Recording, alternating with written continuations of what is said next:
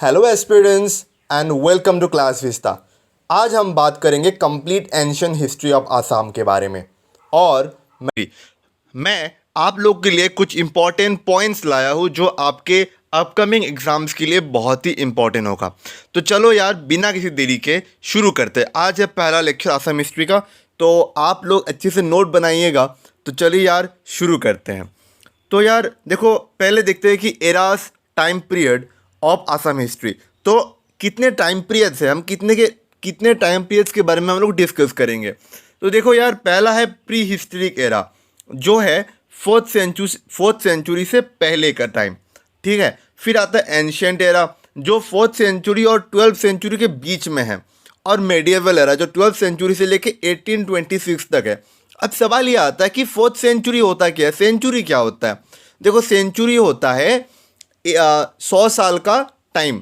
ठीक है। मतलब अगर मैं बोलूँ कि फोर्थ सेंचुरी से पहले, इसका मतलब पहली बात देखो, फोर्थ सेंचुरी होता कब से कब तक है।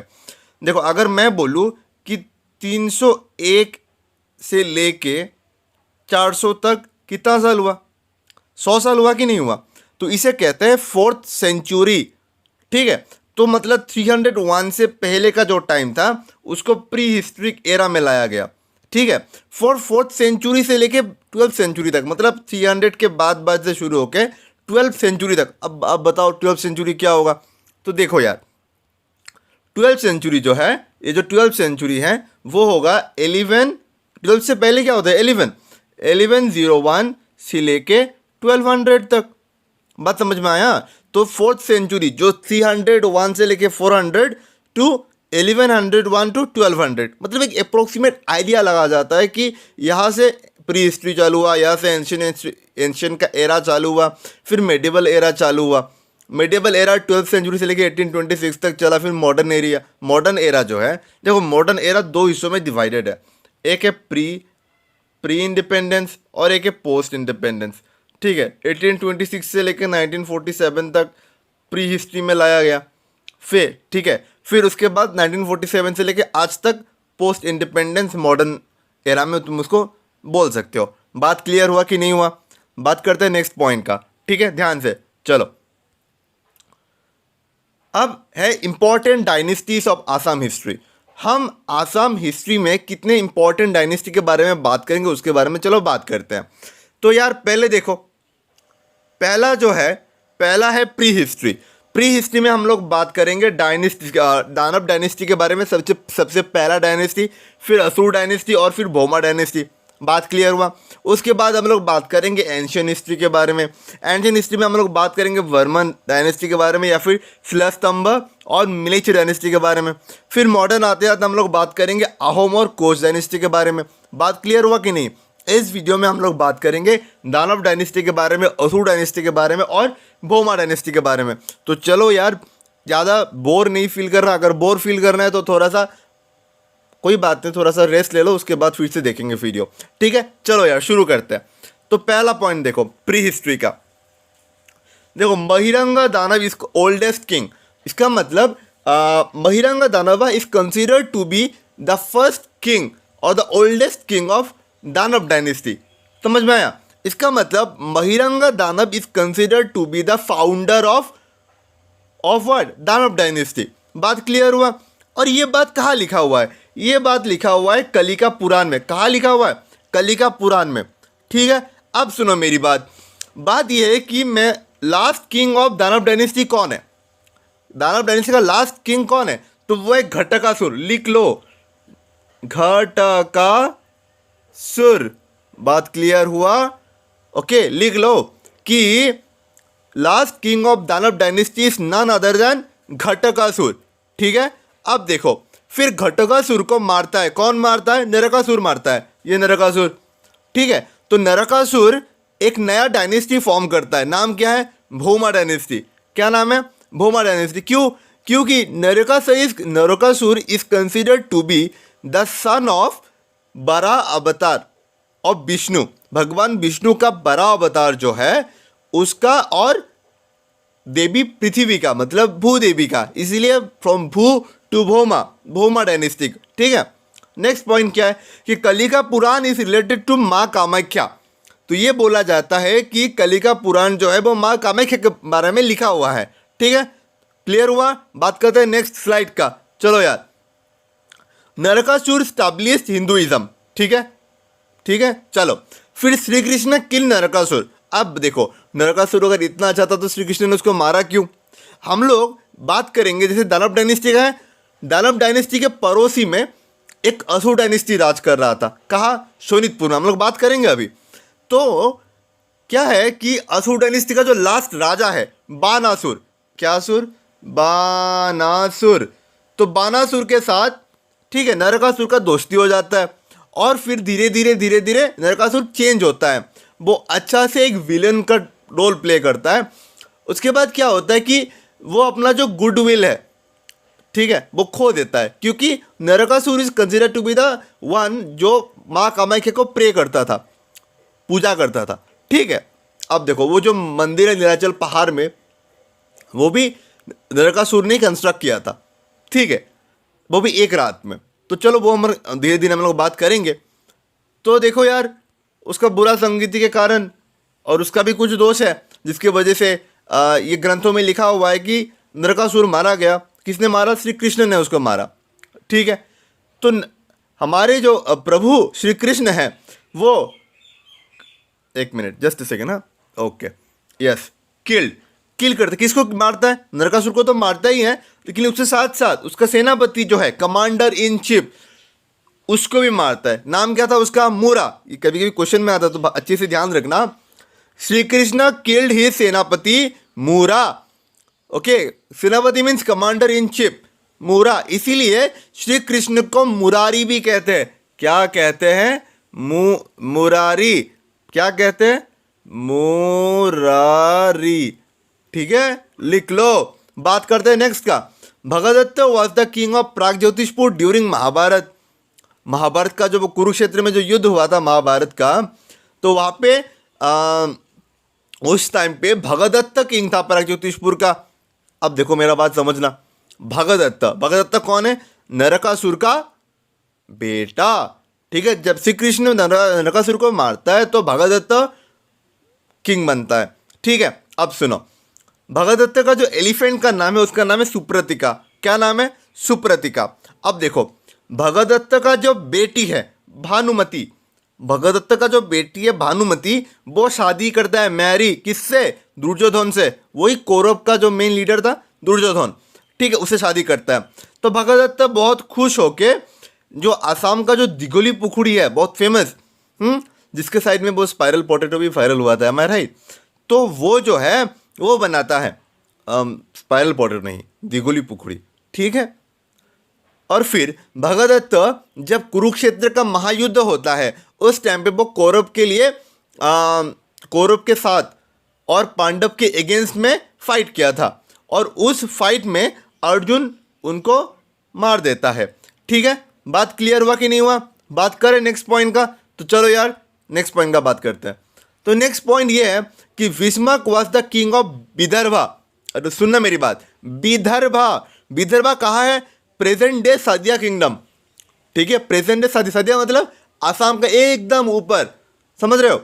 चलो बात करते हैं नेक्स्ट का। असुर राज्य Sonitpur was established bye Marichi. असुर राज्य क्या है? देखो मैंने थोड़ी देर पहले तुम लोग को बोला था, देखो दानव डायनेस्टी के साथ साथ कौन था? असुर डायनेस्टी। इसका मतलब प्रागज्योतिषपुर के साइड में, मतलब जो सोनितपुर का एरिया है, वहाँ पे कौन रूल कर रहा था? वहाँ पे एक नया डायनेस्टी फॉर्म हुआ। देखो असुर राज्य कहाँ पे? सोनितपुर में। ठीक है, कौन फॉर्म किया? मरीचि ने फॉर्म किया। अच्छे से लिख लो। ठीक है, सुनो, बानासुर ऑफ असुर किंगडम वाज कॉन्टेम्पोररी ऑफ नरकासुर। मतलब भौमा डायनेस्टी जब बसा, मतलब फाउंड हुआ, उस टाइम पे असुर किंगडम का राजा बानासुर रूल कर रहा था पड़ोसी में, समझ रहे हो? Bali was the father of Banasur.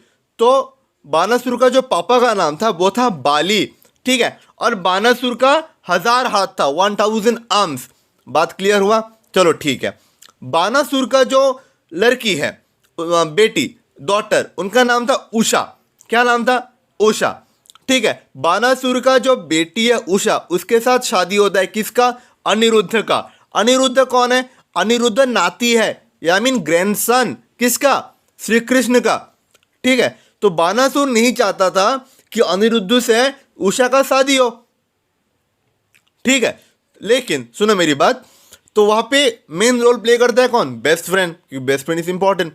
Okay, तो बेस्ट फ्रेंड ऑफ उषा कौन है? चित्रलेखा। याद रखना, जो Chitralekha plays a very important role in the like story. ठीक है, तो फिर उषा और अनिरुद्ध का शादी होता है। उस शादी को कहते हैं गंधर्व विवाह।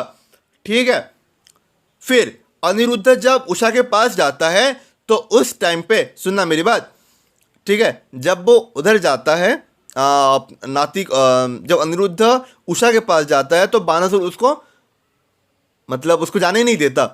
ठीक है, तो उसके बाद श्री कृष्ण जाते हैं दोनों को बचाने के लिए। ठीक है, तब बानासुर के साथ युद्ध होता है और फिर वहां पे बानासुर भगवान शिव को बुलाता है। क्योंकि Banasur is a worshipper of Lord Shiva. अब देखो, इसका प्रमाण पत्र भी आता है कि महाभैरव टेम्पल और Rudrapad temple was build in Banasur era. एक फेमस टेम्पल्स है महाभैरव और रुद्रपद। ये कब बिल्ड किया गया था? बानासुर के टाइम पे, समझ रहे हो? और वो जो फाइटिंग हुआ था दोनों के बीच, जब उसने भगवान शिव को बुलाया तो उस टाइम पे हरिहर युद्ध हुआ। ठीक है, अब सुनो नेक्स्ट का बात। Nagshankar temple was build by Narshankar. Okay, ये एक इंपॉर्टेंट पॉइंट है, एग्जाम में आया था, वहाँ से मैं नोट डाउन करके ये पॉइंट बना दिया। ठीक है, नरशंकर और कोई नहीं, if I am not wrong, it's Lohitya kingdom का एक राजा है जिसने नागशंकर टेम्पल बनाया था। बात क्लियर हुआ? नहीं हुआ तो मुझे कमेंट सेक्शन में ज़रूर बोलना, मैं आपका डाउट सॉल्व करने की कोशिश करूंगा। ठीक है, तो चलो यार बात करते हैं नेक्स्ट पॉइंट का। नेक्स्ट है चांद सौदागर कैरेक्टर फाउंड इन बेउला। कभी कभी क्वेश्चन में आता है कि चांद सौदागर कैरेक्टर हमें कहाँ मिलता है, तो तुमको लिखना पड़ेगा वो कहाँ है? बेउला। ठीक है, ancient name of Tinsukia is Bengmara. ठीक है, समझना, ancient name of Tinsukia is what? Bengmara. Clear? Next, most reliable source of ancient Assam. Question में बार बार रिपीट करता है ये कि एंशियंट आसाम का रिलायबल सोर्स मतलब प्रमाण कहाँ है कि कहाँ से क्या है क्या नहीं है, तो वो है योगिनी तंत्र और कलिका पुराण। योगिनी तंत्र और कलिका पुराण। ठीक है, सुनो मेरी बात, तो नरकासुर ने क्या डायनेस्टी फॉर्म किया था? भौमा डायनेस्टी। ठीक है, भौमा डायनेस्टी का लास्ट राजा कौन था? वह वज्रदत्ता। वो कौन है? वज्रदत्त। क्लियर हुआ? तो चलो यार, लास्ट पॉइंट ये है कि प्री हिस्ट्री 4th सेंचुरी को खत्म हो गया था। ठीक है, तो एंशियंट हमारा प्री हिस्ट्री खत्म, अभी एंशियंट हिस्ट्री हम लोग नेक्स्ट वीडियो में ट्राई करेंगे, हम लोग अच्छे से पढ़ेंगे। ठीक है, till then make a note of it. कोई प्रॉब्लम होता है don't forget to comment. Hello everyone and welcome to the second lecture of ancient history. आज हम लोग बात करेंगे वर्मन डायनेस्टी के बारे में।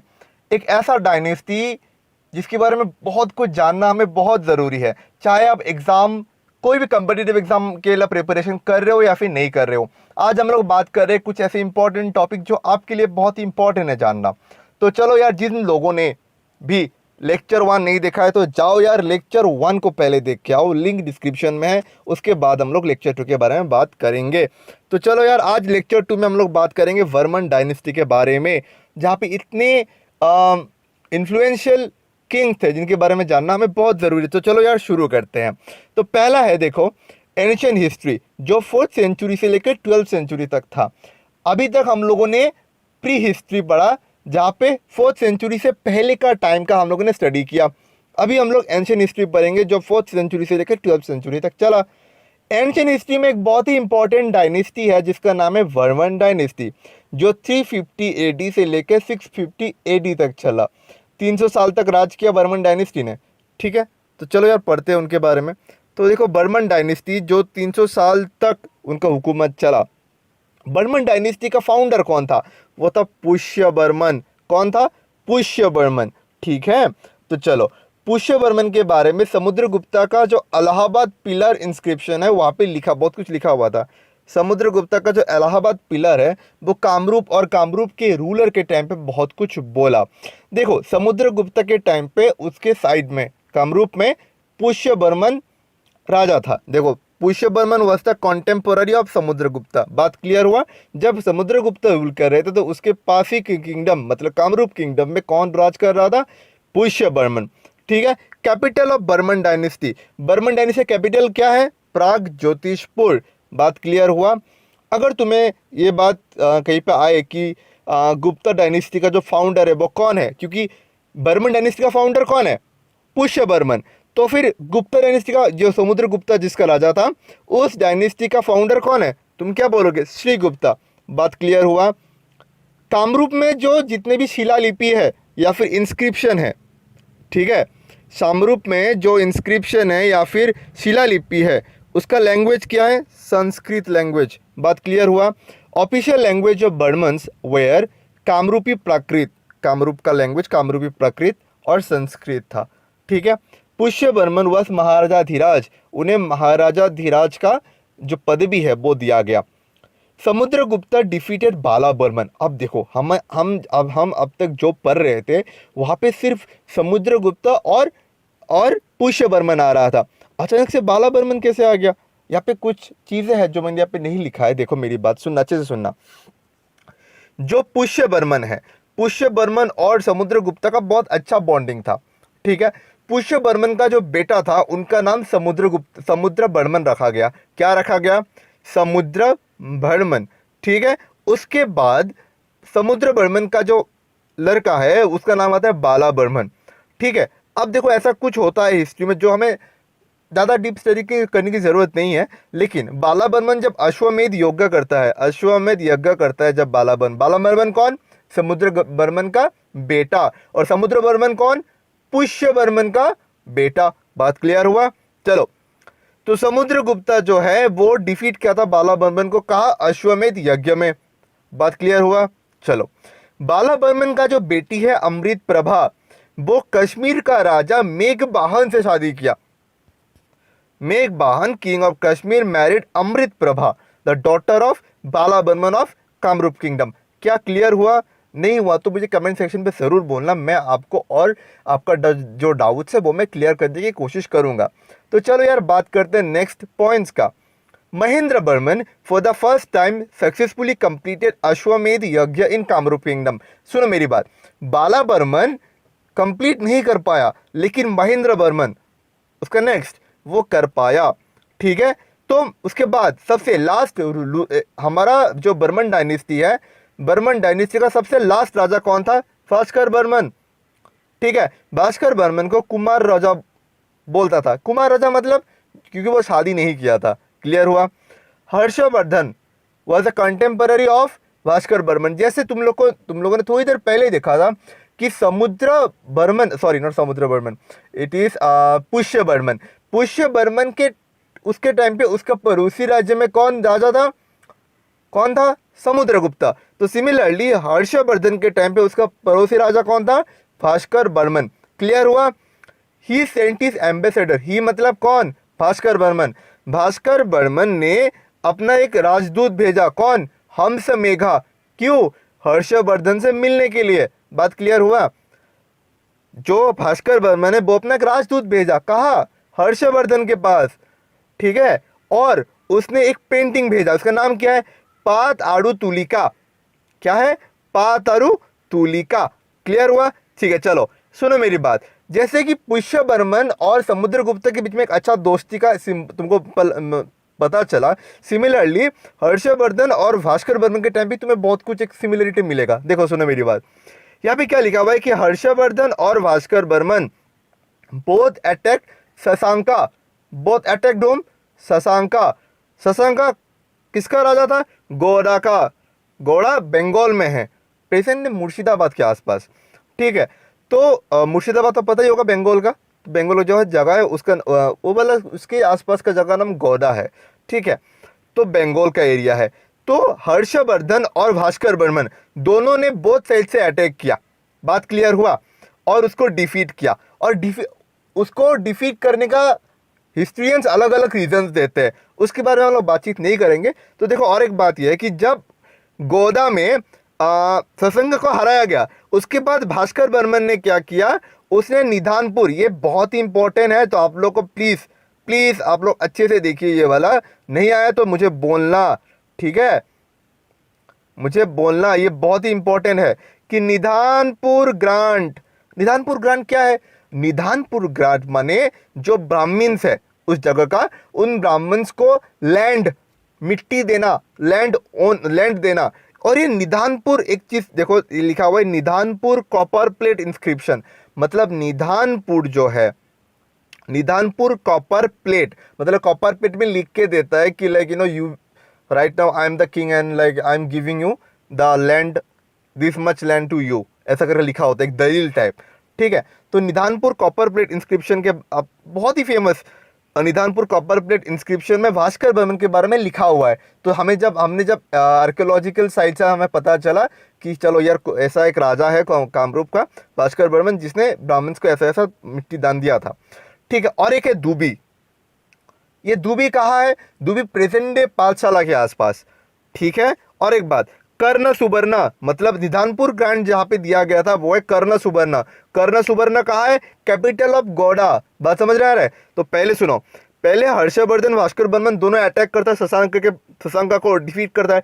कहाँ है शशांका? कौन है? शशांका गौड़ा का राजा है। बात समझ में आया?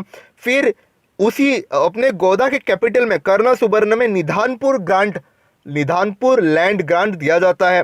बात क्लियर हुआ? और दूबी ग्रांट भी दिया जाता है। दूबी ग्रांट कहाँ है? प्रेजेंट डे आसाम का पाठशाला में। बात क्लियर हुआ? पाठशाला के आसपास, बोरपेटा के तुम एरिया तुम बोल सकते हो, ठीक है। चलो देखो एक बात, चाइनीज पिलग्रिम ट्रेवलर भी बोल सकते हो। एक है ह्यूएन सांग कामरूप में आया था, कब? 1642 1643 एडी के आसपास। बात क्लियर हुआ? कौन है चाइनीज पिलग्रिम? ये कौन है? ह्यूएन सांग पहली बार के लिए आया था नालंदा यूनिवर्सिटी में। कहा? नालंदा यूनिवर्सिटी, वही यूनिवर्सिटी जिसको जहाँ पे जितने सारे बुक्स थे वो बख्तियार खलजी ने आग दे दिया था, जला दिया था, लेकिन जो नॉलेज है उसको कभी जला नहीं पाया, क्योंकि हमारे इंडियंस के रग रग में वो नालंदा का यूनिवर्सिटी के जो नॉलेज है वो हमारे रग रग में है। बस हमें पढ़ना है और कल्चर को और आगे लेके जाना। तो चलो यार बात करते मेन पॉइंट्स में कि देखो यार कि जो ह्यूएन सांग है वो पहली बार कहाँ आए थे? नालंदा यूनिवर्सिटी। सोचो चाइना से भी लोग आते थे नालंदा यूनिवर्सिटी में, और उसका जो हेड था वो था शिलाभद्रा। कौन था? शिलाभद्रा, ठीक है। During the Hiuen songs farewell, जब ह्यूएन सांग जाने वाला था तो भास्कर बर्मन जो था उनको एक गिफ्ट दिया। क्या गिफ्ट दिया? एक कैप ऑफ स्किन। क्यों? To protect him against rain and cold, ठंड ना लग जाए, बारिश में भीग ना जाए, इसीलिए कैप दिया था, ठीक है। उसका नाम क्या है? होलाली। क्या? होलाली। बात क्लियर हुआ? चलो बात करते हैं नेक्स्ट पॉइंट का, नागाजारी एंड खानीकार गांव रॉक इंस्क्रिप्शन। थोड़ी देर पहले हम लोगों ने किस इंस्क्रिप्शन के बारे में बात किया? थोड़ी देर पहले हम लोगों ने बात किया था दूबी एंड निधानपुर, दूबी पाठशाला के आसपास, निधानपुर गौदा, कर्ण सुबर्णा जो गौदा का कैपिटल है वहाँ का लैंड इंस्क्रिप्शन था। लेकिन यहाँ पे नागाजारी एंड खानीकर गांव, देखो नागाजारी एंड खानीकर गांव रॉक इंस्क्रिप्शन, ये 5वीं शताब्दी का लैंड ग्रांट इंस्क्रिप्शन है जो 1972 में नागाजारी एरिया ऑफ गोलाघाट डिस्ट्रिक्ट, मतलब 1972 में जब लोगों ने हिस्ट्रियंस ने जब ऐसा एसएमई से बोलते हैं खुंदाई से खुंदियाई उल्लू माने जब लोगों को हिस्ट्रियन ने जब निकाला, तो होता है ना वो लोग कैसा कैसा करते हैं, तो उसके निकाला उन लोगों ने। ये गोलाघाट का एरिया है, अपर असम, ठीक है। अपर असम में आपको ये नागाजारी एरिया में ये मिला, नागाजारी एंड खानीकर का रॉक इंस्क्रिप्शन मिला।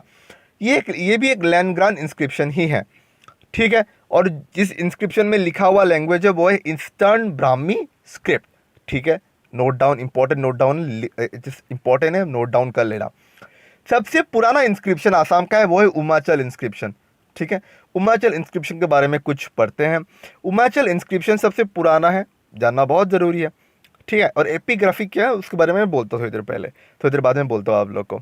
The script of the inscription is in the eastern variety of the Gupta script. तो सोचो गुप्ता स्क्रिप्ट का कितना बोलबाला था कि उमाचल इंस्क्रिप्शन जो है, इस यहाँ पे जो हम लोग बात करने वाले अभी 1 2 3 में, ये उमाचल इंस्क्रिप्शन के बारे में हम लोग बात कर रहे हैं। तो सबसे पुराना उमाचल इंस्क्रिप्शन था। तो उमाचल इंस्क्रिप्शन में हम लोगों को गुप्ता स्क्रिप्ट देख सकते हैं, जहाँ पे संस्कृत में लिखा हुआ है बहुत कुछ। The inscription depicts Balarama, Balarama माने भगवान बलराम के बारे में बहुत कुछ लिखा हुआ है, जो वैष्णवाई साइड से बिलोंग करता है। ठीक है, तो चलो यार शुरू, आई होप आप लोगों ने ये पॉइंट्स आप लोगों का क्लियर हो गया होगा। तो चलो यार बात करते हैं नेक्स्ट साइड का। मैंने यहाँ पे एक आर्टिकल दिया हुआ है आपको, आप नीचे दिए गए लिंक में आपको एक टेलीग्राम चैनल का लिंक मिलेगा, आप जाओ वहाँ पे ऐड हो जाओ। यहाँ पे पीडीएफ में मैं आपको एक पीडीएफ दे दूंगा, आप जरा जाके चेक कर लेना कि उमाचल रॉक इंस्क्रिप्शन इतना इंपॉर्टेंट क्यों है।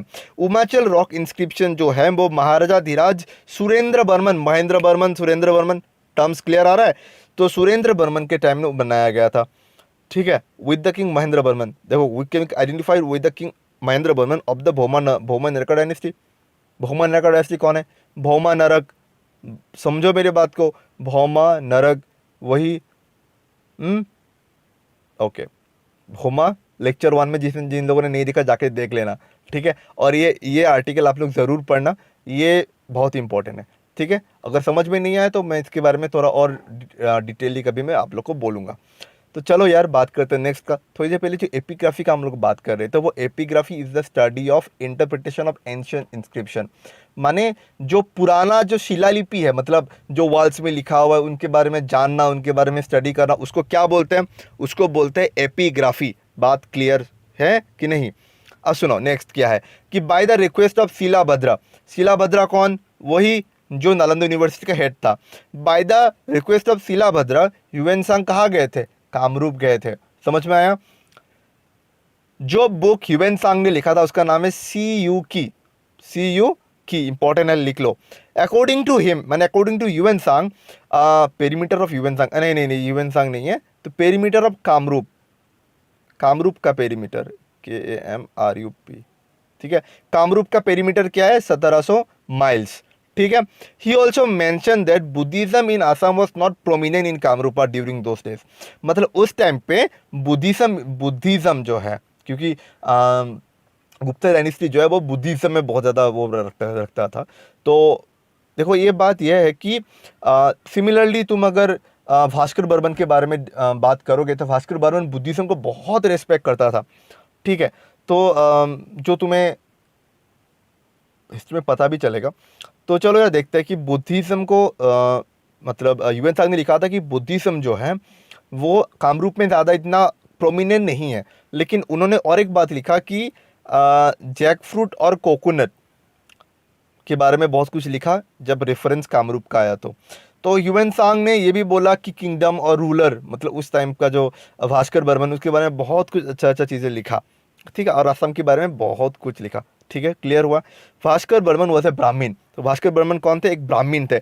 इससे हमें ये पता चलता है कि पूरा जो पूरा जो वर्मन डायनेस्टी है ब्रो ब्राह्मीण थे। ठीक है, और एक देखो भास्कर बर्मन के टाइम पे जो पोर्ट है, पोर्ट माने बंदरगाह, अरे वो सागर के एरिया से, सागर से जो शिप में बहुत कुछ चीज़ें आता था उसको सी पोर्ट बोलते हैं। मैंने यहाँ पे सी लिखना भूल गया, तो आप लोग ये सी लिख रहे हैं, सी माने सागर, है ना, बंदरगाह, यहाँ में सी पोर्ट अंडर भास्कर बर्मन। भास्कर बर्मन के टाइम पे एक ही सी पोर्ट था, वो है ताम्रलिप्ति। ठीक है, ताम्रलिप्ति, अच्छे से नोट डाउन कर लेना। ठीक है, Hiuen Tsang cross Karatoya river, Karatoya river भी बोलते हैं बहुत जगह पे। तो Hiuen Tsang cross Karatoya river to come to Assam, मतलब आसाम में आने के लिए उन्होंने कोरोतोया रिवर को क्रॉस किया था। ठीक है, तो चलो यार बात करते हैं नेक्स्ट पॉइंट्स का कि चलो ये पॉइंट मैंने फिर से लिख दिया कि Hiuen Tsang cross Karatoya river to come to Assam. ठीक है, next, Varman rulers were Brahmin caste. थोड़ी देर पहले मैंने बोला था कि बर्मन रूलर्स जो है वो ब्राह्मीण कास्ट से बिलोंग करते थे। तो सुनो यार, भास्कर के टाइम पे देखो ये इंपॉर्टेंट है कि भास्कर बर्मन के टाइम पे 2 चाइनीज पिलग्रिम्स या फिर 2 चाइनीज विजिटर्स आए थे। ये पहला ह्यूएनसांग और दूसरा है ली वाई पियाओ। क्या बात है, ली याई पियाओ, 2 आए थे। ठीक है, तो भास्कर बर्मन वाज वर्शिपर, कुछ इंग्लिश प्रॉब्लम। ठीक है, तो भास्कर बर्मन जो थे वो शिव को बहुत ज़्यादा मानते थे, शिव को पूजा भी करते थे। ठीक है, the main occupation during Bhaskar Varman was boat making. Bhaskar Varman के टाइम पे लोगों का मेन ऑक्यूपेशन क्या होता था? बोट मेकिंग, मतलब वो नाव बनाना। ठीक है, Bhaskar Varman didn't send elephant to Harshavardhana. कभी कभी ये क्वेश्चन का मतलब डायरेक्ट मैंने उधर से मैं डायरेक्ट पॉइंट उठा दिया है कि भास्कर बर्मन ने हर्षवर्धन को कोई एलिफेंट नहीं भेजा था। ठीक है, Bhaskar Burman was the last king of Varman dynasty. मतलब सुनो मेरी बात कि भास्कर बर्मन जो है वो बर्मन डायनेस्टी का लास्ट राजा था, मैंने पहले ही बोला है। सुनो, the treasure during Bhaskar Burman was Bhandagaradhikara. Bhandagaradhikara, treasurer माने जो पैसा का हिसाब किताब रखता हो। वो भास्कर बर्मन के टाइम पे ट्रेजरर कौन था? कौन था? भंडारा गराधिकार। ठीक है, क्लियर हुआ? अब बात करेंगे दो डायनेस्टी के बारे में, पहला स्लस्तंभ डायनेस्टी और दूसरा पाला डायनेस्टी। वर्मन डायनेस्टी के बाद दूसरा डायनेस्टी जो है उसका नाम आता है स्लस्तंभ डायनेस्टी, जो 655 एडी से लेके 900 एडी तक चलता है। हम इस डायनेस्टी के बारे में कुछ इंपॉर्टेंट पॉइंट्स पढ़ेंगे जो हमारे एग्जाम्स, अपकमिंग एग्जाम्स के लिए बहुत इंपॉर्टेंट है। देखो गाइस, एकदम सिंपल से समझेंगे। स्लस्तंभ डायनेस्टी जिसे म्लेच्छ डायनेस्टी भी बोलते हैं, म्लेच्छ या फिर मेच डायनेस्टी बोलते हैं। ठीक है, इस डायनेस्टी को फॉर्म किसने किया था? स्लस्तंभ। इसीलिए मेच डायनेस्टी का दूसरा नाम स्लस्तंभ डायनेस्टी भी बोला जाता है। ठीक है, इस डायनेस्टी का कैपिटल कहाँ है? कैपिटल तो वो है हरूपेश्वर। क्या है? हरूपेश्वर, प्रेजेंट डे तेजपुर। ठीक है, तो वर्शिप किसको करते थे? हेतुकासुलिन। हेतुकासुलिन इज ए रूप ऑफ शिवा, शिवा का एक रूप माना जाता है। ठीक है, अब सुनो, श्रीहर्षा जो मेच डायनेस्टी का एक राजा है, उनकी एक उनका एक बेटी राज्यमती। ठीक है, श्रीहर्षा का डॉटर राज्यमती शादी करता है किससे? नेपाल्स का लिच्छवी किंग, लिच्छवी डायनेस्टी का जो किंग है जयदेव II, उनके साथ शादी करता है। देखो, पहली बात, स्लस्तंभ डायनेस्टी या फिर मेच डायनेस्टी के बारे में हमें ज़्यादा सोर्सेस नहीं मिलता, लेकिन सोर्स हमें मिलता है आर्कोलॉजिकल सोर्स। आर्कोलॉजिकल सोर्स क्या होता है? मतलब एक ऐसा प्रमाण जो मानो पत्थर में इंस्क्राइब, पत्थर में लिखा हुआ है। और जैसे तुमने वर्मन डायनेस्टी के टाइम पे पढ़ा था कि दूबी एंड निधानपुर भास्कर बर्मन का वो था, कॉपर प्लेट इंस्क्रिप्शन था कि ये क्या करते थे? वो मिट्टी दान देते थे, राइट। तो यही चीज जब दूसरे डायनेस्टीज लोगों ने किया तो वही एक प्रमाण मिला हम लोगों के लिए to study the ancient dynasties. ठीक है, अब जैसे देखो, सबसे पहली बात, last king of Mlechchha dynasty Tyag Singha. क्या सिंहा? त्याग सिंहा। ठीक है, फिर देखो, अब देखो दूसरा बात सुनो, हमें स्लस्तंभ डायनेस्टी के बारे में पता चलता है। स्लस्तंभ डायनेस्टी के बाद, सुनना मेरी बात, स्लस्तंभ डायनेस्टी के बाद आता है पाल डायनेस्टी। क्या डायनेस्टी आता है? पाल डायनेस्टी। ठीक है, पाल डायनेस्टी के एक राजा है रत्नपाल।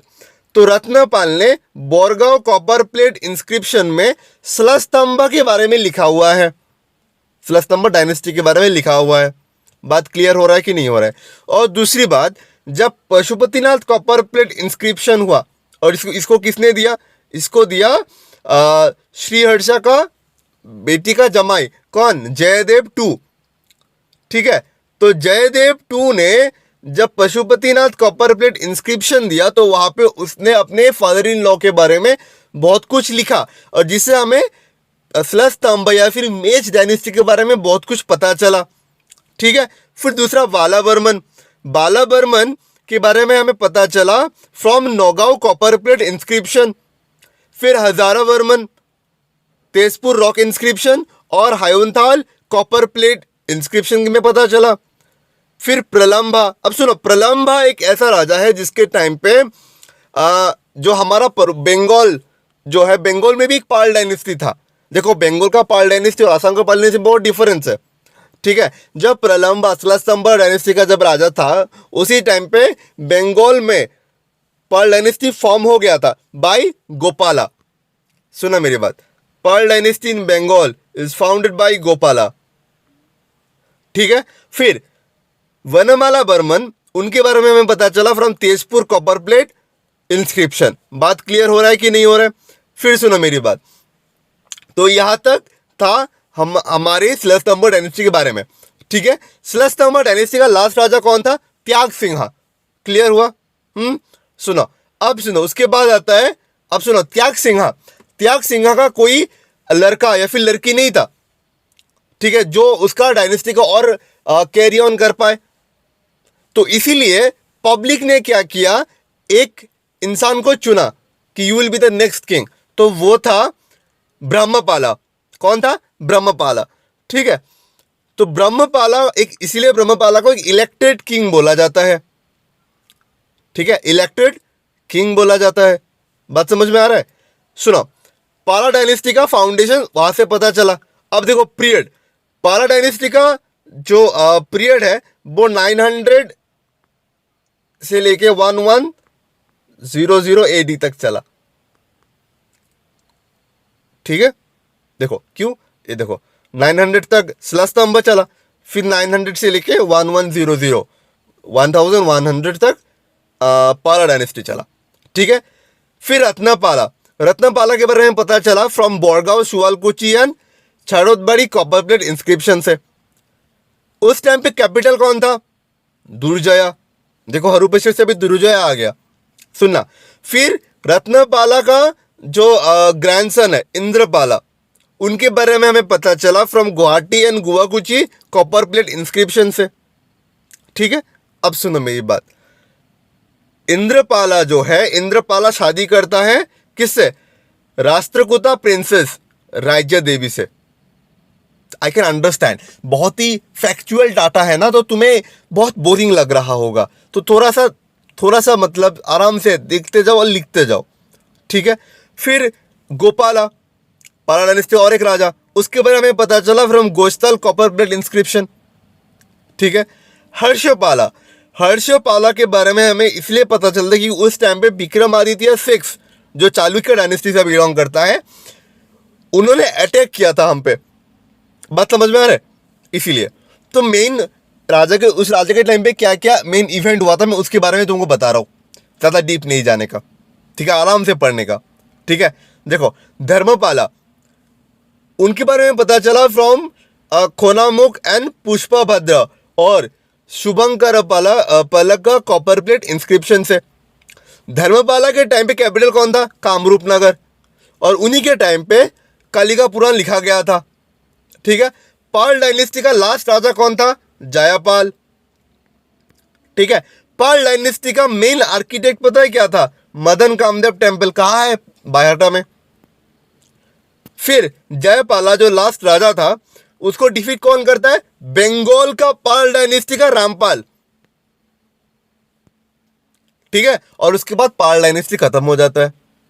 तो हम लोग थोड़ा मेमोराइज करने की कोशिश करते, थोड़ा समराइज करने की कोशिश करते कि हम लोगों ने क्या पढ़ा। हम लोगों ने पहले पढ़ा स्लस्तंभ डायनेस्टी का मेन फाउंडर कौन? स्लस्तंभ। डायनेस्टी कब से कब तक चला? 655 AD से लेकर 900 AD तक। कैपिटल क्या है? हरुपेश्वर। फिर किसको वर्शिप करता है? हेतुकासुलिन। हेतुकासुलिन कौन है? शिव जी का एक रूप। श्रीहर्षा जो मेष डायनेस्टी का एक राजा है, उनका जो बेटी है राज्यमती, वो किसे शादी करता है? नेपाल का लिच्छवी किंग जयदेव 2 से। ठीक है, अब सुनो, मेष डायनेस्टी का लास्ट राजा कौन है? त्याग सिंह। ठीक है, मेष डायनेस्टी के बारे में पता चलता है फ्रॉम द नेक्स्ट डायनेस्टीज रत्नपाला, जो बरगांव कॉपर प्लेट में स्लस्तंभ डायनेस्टी के बारे में लिख के जाता है। ठीक है, श्रीहर्षा का बेटी राज्यमती का जो हस्बैंड था जयदेव 2, हाँ, नेपाल का राजा था, तो उन्होंने पशुपतिनाथ कॉपर प्लेट इंस्क्रिप्शन में अपने फादर इन लॉ के बारे में लिखा। वहां से हमें पता चला। वाला बर्मन के बारे में पता चला from Nowgong copper plate inscription. Hajara Barman के बारे में पता चला फ्रॉम तेजपुर रॉक इंस्क्रिप्शन और हायोनताल कॉपर प्लेट इंस्क्रिप्शन। ठीक है, फिर बात आता है प्रलंभा के टाइम पे बंगाल का जो पाल डायनेस्टी का फाउंडर, वो फाउंड हो चुका था। किसने फाउंड किया? गोपाला ने। वनमाला बर्मन, ठीक है, उनके बारे में पता चला from Tezpur copper plate inscription. ठीक है, अब सुनो, अब त्याग सिंह आया। त्याग सिंह के बाद पाल डायनेस्टी हुआ और स्लस्तंभ डायनेस्टी खत्म हो गया। पाल डायनेस्टी स्टार्ट हुआ ब्रह्मपाला से और ब्रह्मपाला एक इलेक्टेड किंग है। पाल डायनेस्टी कंटिन्यू हुआ 900 से लेके 1100 तक। रत्नपाला, ठीक है, रत्नपाला आया, सुनो, रत्नपाला बोरगांव सुअलकुची सर्वात बड़ी इंस्क्रिप्शन, कैपिटल दुर्जोया था। रत्नपाला का जो ग्रैंडसन है इंद्रपाला, वो गुवाहाटी और गुवाकुची कॉपर प्लेट इंस्क्रिप्शन में हमें पता चला। इंद्रपाला शादी किया किससे? राज्य देवी से, रजय देवी से, राष्ट्रकूटा प्रिंसेस, ठीक है। फिर गोपाला, जो गोस्ताल कॉपर प्लेट इंस्क्रिप्शन में उनके बात, देखो ये गोपाला और वो गोपाला अलग है, पहली बात, जो गोपाला फाउंडर था, ठीक है। सुनो, हर्षपाला, हर्षपाला के टाइम में विक्रमादित्य 6 चालुक्य डायनेस्टी से उन्होंने अटैक किया, ठीक है। फिर धर्मपाला, उनके बारे में पता चला फ्रॉम खोनामुख, पुष्पभद्र और शुभंकर पल्ला का कॉपर प्लेट इंस्क्रिप्शन से। कैपिटल कामरूप नगर, उन्हीं के टाइम पे कालिका पुराण लिखा गया। जयपाला इज द लास्ट रूलर, ठीक है। मेन आर्किटेक्चर पाला डायनेस्टी का क्या था? मदन कामदेव टेम्पल। और जयपाला को डिफीट किसने किया? किंग रामपाल ऑफ बंगाल, और पाल डायनेस्टी खत्म हो गया। उसके बाद स्टार्ट होता है क्या? मेडिवल असम, उसके बारे में हम लोग पढ़ेंगे, ठीक है।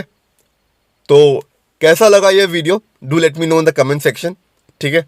आई होप आप लोग समझ गए होंगे। अगर नहीं समझे तो do let me know in the comment section, I will try to give you the best information. So thank you so much everybody for your time. ऐसे ही पढ़ते रहो और मन लगा के पढ़ो, नोट डाउन करते रहो, ठीक है। Take care.